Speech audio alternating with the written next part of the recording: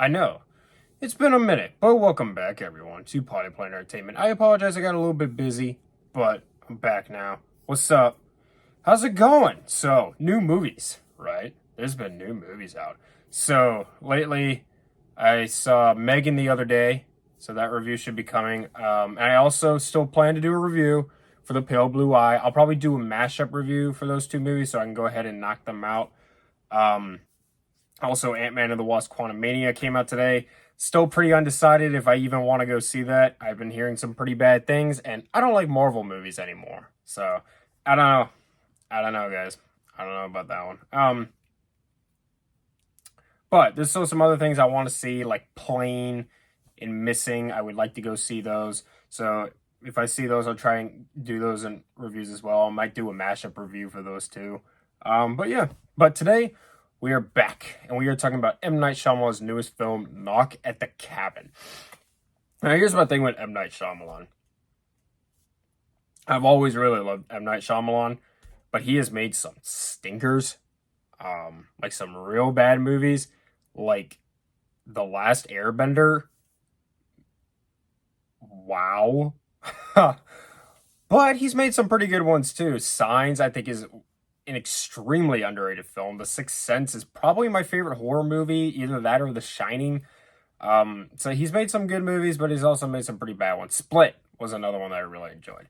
So he's a very hit or miss director. Most of the time, he seems to be a miss, but every now and then he'll get one out where it's like, okay, that wasn't that bad. I did a review for Old when that came out. I was pretty easy on it in my review, but since then I've grown to not like it as much. That's a really stupid movie.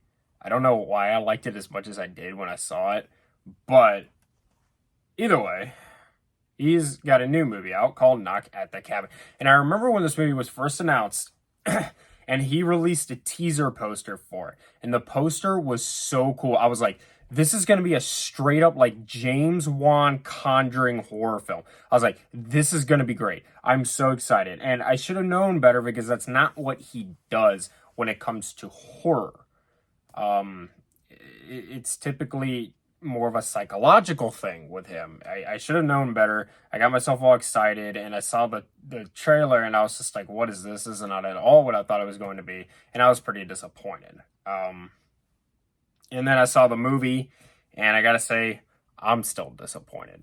But it's not all bad, so let's talk about it. So, Knock at the Cabin stars Jonathan Groff, Ben Aldridge, Dave Bautista, Kristen Cui, Rupert Grint, Nikki Amuka Bird, and Abby Quinn. And, of course, it was directed by M. Night Shyamalan. And this movie tells the story of a homosexual couple with their adopted daughter. They go to stay at this cabin out in the middle of the woods for, like, a vacation. And then all of a sudden, these four people show up. And they say, we are here to prevent the apocalypse. You guys have got to choose which one of you guys are going to kill. You cannot unalive yourself, and it has to be a group consensus. Okay. So, what's it going to be, or everyone's going to die? So, that's a very intriguing question. And that was one of the things I liked about this movie. It asked a tough question that makes you think. If you were in the situation, what would you do? Would you believe them? Or would you be like, all right, we need to decide which one of us we're going to kill? It's a tough question. And it makes you think. It kind of makes you psychologically put yourself in the situation and think, what would I do? And I appreciated that about the film. The performances are also really good. Everyone does a really good job in this movie. Like, everyone crushed it, especially Dave Bautista, who really carries this film on his shoulders. I mean, don't get me wrong, everybody was great, but Dave Bautista was the central thing here in this film. He is the exposition. He's the leader of this group of people trying to prevent the apocalypse. He's the one who tries to listen to reason the most throughout this film. And he did a great job. Everyone did a good job, but especially him. He was the standout. The cinematography is also really good. Shyamalan does some really cool things with the camera to help keep things interesting. There's some really shocking moments in this film that I will not spoil for you. The movie also had me on edge quite a bit at times. And again, I won't spoil it, but let's just say there were times where characters had to get on their knees and put a bag on their head. I'll just leave it at that. But those moments were, they were good. Shyamalan did a good job with that. The movie is also very entertaining. There is an adult moment in the film. It's paced beautifully, and the ending is really good. Really, really, really good. I was really satisfied by the ending of this film. It does some shocking things. It does some things where you're like, okay, that's big scale.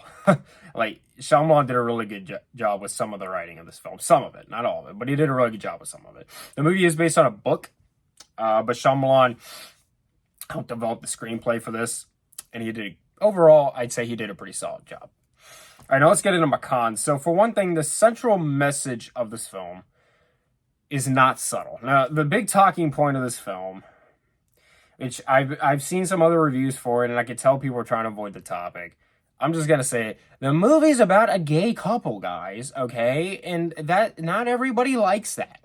Yeah, I know, shocking, right? Obviously a movie like that is going to have an anti-homophobia message to it. There's nothing wrong with that. The problem is that it's not subtle. If you look at movies like Avatar, or let's just take Avatar: The Way of Water. It just came out a few months ago, right? That movie has a let's save the oceans message to it, but it's subtle and it's worked into the script so well that you just completely get on board with it. This movie, I don't want to say that like it tries so hard to cram a woke message down your throat like so much media does today. It's not subtle. It's very on the nose, and I feel like Shyamalan could have done a better job making it more subtle somehow. I know it's kind of hard when the main characters are a gay couple, but you gotta try. You gotta try to make it not so on the nose. And it's not even just that. It's also like, okay, so there's 4 people, right, that come knocking at the cabin. This isn't really a spoiler, but they're the 4 horsemen of the apocalypse. And they explain that at some point in the movie. And it's like, that probably would have been better if you just kind of left that up to interpretation. So throughout the film, the characters use the news to show the gay couple and their daughter. They're like, hey, we're not lying. Look at the TV, right? And then there's this one footage of a tsunami that's coming on a beach. A big, huge, just massive tidal wave, right? And somebody's standing there recording it. And you're watching the news footage through a video that somebody recorded on the beach. But then they get engulfed in the wave, and it's like, how did they get this footage? See, like I said, Shyamalan did a good job with the writing here for the most part, but there are things in here where I was like, that doesn't make any sense. I leaned over to my friend. I went to take my friend to this film, and I was like, where did they get the video? Let's see. I also don't understand. So there's a part in the film where the daughter gets away. All right, she escapes. And then, minor spoiler, they catch her and bring her back, right? I don't understand what they needed her for, because they could have just let her go. I mean, if she didn't... The movie doesn't seem to understand whether... I'm trying my best to explain this without giving away too much, but the movie doesn't seem to know whether or not everyone in this family has to be a part of the decision or not. It goes back and forth on it, and it doesn't make it clear. And also, like I said, everybody in this movie does a really good job. Even the little girl, she's like, I was impressed by her. She did a really, really good job in this movie. What's her name? Kristen Cui or Koi? C-U-I, however you pronounce that. She does a really good job in this. Everyone does a good job. But the characters are very surface level. They're not that interesting. The only interesting character in this film was Dave Bautista. And the only reason he was interesting is because he was played by Dave Bautista. Anybody else played him, he probably wouldn't have been interesting either. The characters are very, very surface level. And they're not that intriguing. This is not a bad film, but it is also one that I definitely would not run out to buy on Blu-ray. if you're interested to go see it, I say go check it out.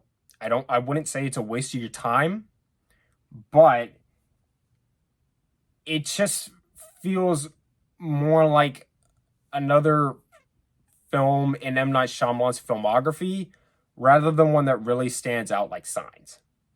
So, with all that being said, I'm going to give Knock at the Cabin a 65 out of 100. Yeah, not bad. When it comes to Shyamalan at this point, this is about the best I can expect from him. I don't expect greatness out of Shyamalan anymore. I either expect something that's absolutely terrible or something that's serviceable like this. Split, I don't know how he did that because he just released all these bad movies and then all of a sudden Split came out and it was great.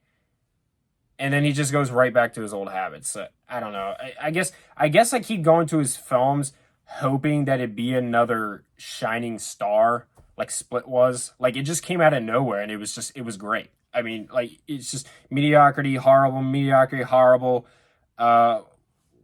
What was that movie about the kids who went to visit their grandparents? What was that one called? Freaking, where is it? I got it somewhere up here. What was that movie called? Freaking, I have it up here somewhere. Hang on. No, we're not editing this. We're going to get it. Hold up. What was that movie called? The Visit. That was it. The Visit. I'm not editing that. No, you're gonna watch that. The Visit. I like that film. So he came out with like The Last Airbender and all that stuff. Then he came out with that, and that was good. Then he came out with Split, and that was great. Then he came out with Glass, and that was good. And then he just goes right back to it. It's just like, he is such a hit or miss, and it's just, I go into his movies now more nervous than anything. Because this is just like the best that I could expect from him, I feel like, at this point. In my opinion, he probably should stop writing because he's not that great at it. So maybe if he's given a really good script and he doesn't make any changes to it and he just directs the film, that might work out better for him. But I don't know, man. I still like M. Night Shyamalan. I look up to the dude. He's made some great films. I'll always respect him. He's a very bold filmmaker. It's just, at this point, I don't care as much. I really don't. I don't care as much anymore. So, anyways, thank you so much for watching. Subscribe to Pod Player Entertainment for more. Hit the like button. Leave me reviews, suggestions down in the comments down below. Follow me on Instagram at Pod Player Entertainment for channel updates and other cool bonus stuff, and you can interact with me there. And I will be back soon. More content. Also, The Matrix Revolutions. That review will be coming soon as well. Thank you for watching. Much love.